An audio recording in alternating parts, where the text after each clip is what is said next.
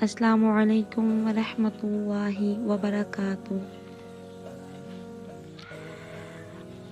ہم یہ سیکھ رہے ہیں کہ ہم اللہ سبحانہ و تعالیٰ کے جو خوبصورت نام ہیں، اللہ تعالیٰ کی صفات ہیں، ان کے بارے میں کیوں جانیں۔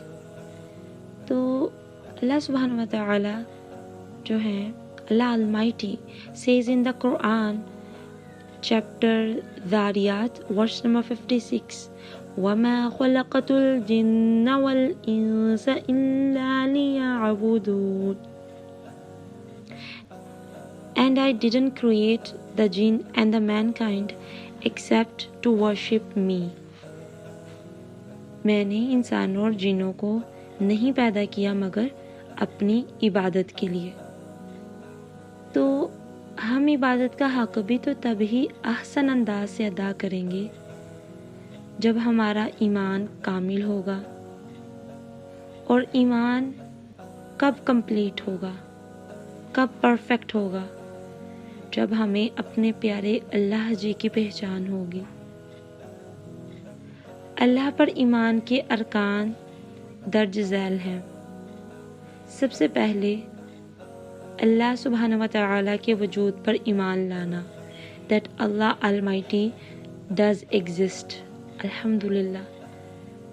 سیکنڈلی اس کی ربوبیت پر ایمان لانا،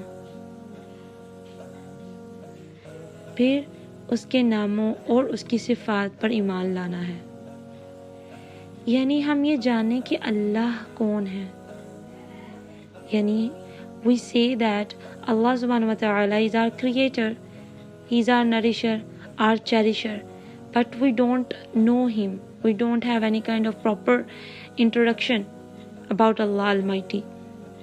اللہ کون ہے، وہ کیسا رب ہے، اس کی کیسی صفات ہیں، اس کے نام کیسے ہیں۔ جب ہم اللہ کو پہچانیں گے تو انشاءاللہ اللہ کے ساتھ ہمارا ریلیشن شپ اسٹرانگ ہو جائے گا۔ اللہ تعالیٰ نے بھی قرآن مجید میں خود اپنی پہچان کروائی، اور اس کے پیارے رسول صلی اللہ علیہ وسلم نے بھی اللہ تعالیٰ کی پہچان مختلف ناموں سے کروائی ہے۔ اللہ سبحانہ و تعالیٰ قرآن مجید میں فرماتے ہیں وَلِلَّهِ الْأَسْمَاءُ الْحُسْنَى فَادْعُوهُ بِهَا، اور اللہ تعالیٰ کے لیے ہیں اچھے اچھے نام، سو اسے ان ناموں کے ساتھ پکارو۔